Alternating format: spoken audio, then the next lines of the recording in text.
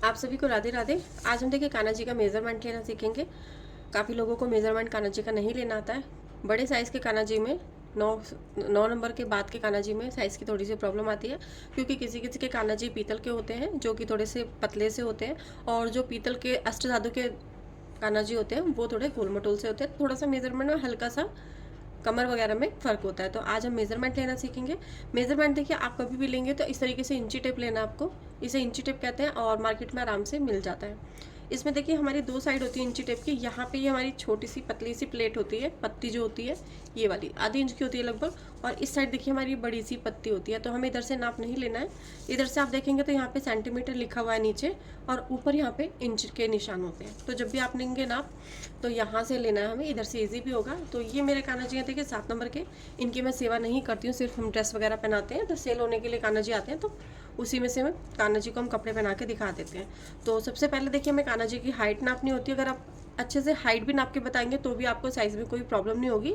और मुझे ही नहीं, आप किसी को भी अगर कपड़े सिलने के लिए देते तो आपको नाप लेना आना चाहिए कान्हा जी के। अब देखिए सबसे पहले नाप लेने से पहले सबसे पहले आपको कपड़े नहीं पहनाने कान्हा जी को। बिना कपड़े पहने ही आपको नाप लेना होता है, क्योंकि कपड़े पहने होते हैं कान्हा जी ने, हैवी भी पहने होते हैं, तो उससे थोड़ा सा मेजरमेंट पे डिफरेंस आ जाता है। तो देखिए सबसे पहले हम कान्हा जी की हाइट इस तरीके से नापेंगे। जहाँ कान्हा जी का हाथ इस तरीके से है, जहाँ कान्हा जी बैठे हुए हैं, उससे हमें हाइट ऐसे नापनी होती है। अब ये देखिए हमारे यहाँ तक जूड़ा है, जो कान्हा जी का जूड़े तक इसकी हाइट आ रही है। देखिए आप चाहते हैं यहाँ पे ऐसे सीधे स्केल रख के भी इस तरीके से भी मेज़र कर सकते हैं। ये हमारा 6.2 इंच इनकी हाइट आ रही है।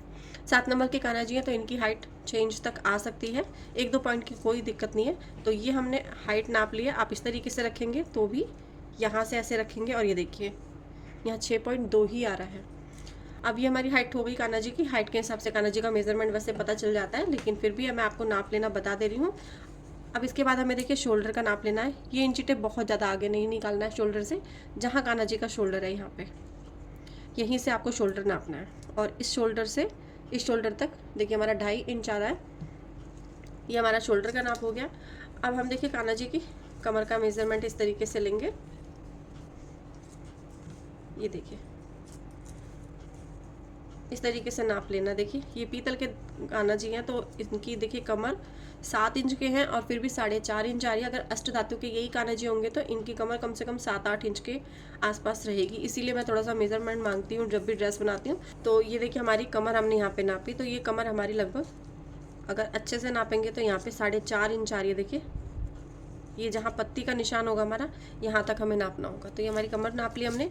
अभी देखिए जैसे हम पैंट वगैरह बनाते हैं तो पैंट की लंबाई हम यहाँ कमर पे रखेंगे इंची टेप, और जहाँ तक कान्हा जी का पैर है यहाँ तक हमें नापना है। देखिए ये हमारा यहाँ से 4 इंच आया हुआ है।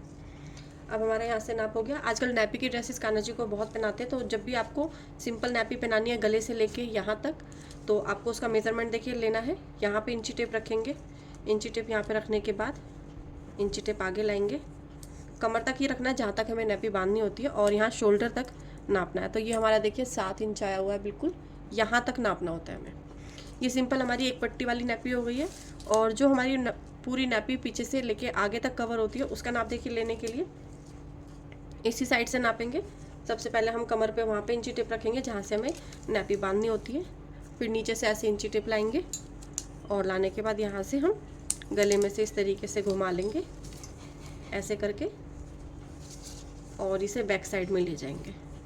अभी देखिए बैक साइड में हमारी डबल पट्टी यहाँ तक नाप के आई है, हमारी 18 इंच आ रही है। तो हमें 18 इंच की पूरी कंप्लीट पट्टी यहाँ पे नैपी के लिए बनानी होगी, तो हमारे कान्हा जी की कपड़े की फिटिंग बहुत अच्छे से आएगी।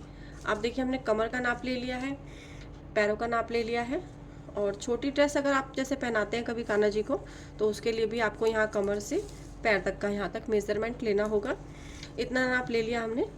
और जब भी हम शोल्डर से कमर तक नापते हैं तो देखिए इस तरीके से नापेंगे। यहाँ इंची टेप लगाएंगे कान्हा जी के, और जहाँ पे हमारा नाभि आती है कान्हा जी की, ये देखिए 3 इंच नाभि आ गई है। ये हमारी चोली की लंबाई हो गई है, या हमारी शर्ट की लंबाई हो गई है। अब हमारा रह जाता है पगड़ी का नाप। सबके कान्हा जी देखिए अलग अलग साइज़ के होते हैं। किसी किसी कान्हा जी को बड़ी बड़ी पगड़ी आती है, किसी को छोटी भी आ जाती है। 5 नंबर के कान्हा जी को अगर मैं कोई पगड़ी दिखाऊं आपको, तो वो आपके 4 नंबर कान्हा जी को ही आएगी। कभी कभी ऐसा भी होता है। तो अगर आपको पगड़ी भी बिल्कुल परफेक्ट फिटिंग की चाहिए तो आप मुझे ही नहीं, किसी को भी नाप लेके इस तरीके से दे सकते हैं। देखिए हल्का से ये जो हमारे कान्हा जी के कान है, इसके ऊपर से गोलाई जो आएगी इंची टेप से उसको ऐसे हमें कवर करना है। ये देखिए ये हमारी 5.5 इंच आ रही है। तो ये 5.5 इंच की पगड़ी जो बनवाएंगे आप बिना बालों के, मैंने देखिए नापी है। और अगर आप बालों के साथ नापते हैं तो आपको सबसे पहले कान्हा जी के सर पे विग लगा लेनी है। विग लगाने के बाद हल्के हाथों से इसी तरीके से पगड़ी का नापा लेना होता है। ये देखिए 5.5 है। विग लगाने के बाद आधा इंच से लेके 1.25 इंच तक ये मेजरमेंट हमारा कान्हा जी का बढ़ जाएगा। तो ये हमारी छोटी सी वीडियो जिसमें मैंने आपको कान्हा जी का नाप लेना बताया है। आज की वीडियो आपको होपफुली अच्छी लगी होगी, कुछ आपको सीखने को मिला होगा। वीडियो अच्छी लगी तो वीडियो को लाइक कीजिएगा और चैनल को भी सब्सक्राइब कीजिएगा। फिर मिलते हैं ऐसी किसी वीडियो में, तब तक के लिए राधे राधे, हरे कृष्णा।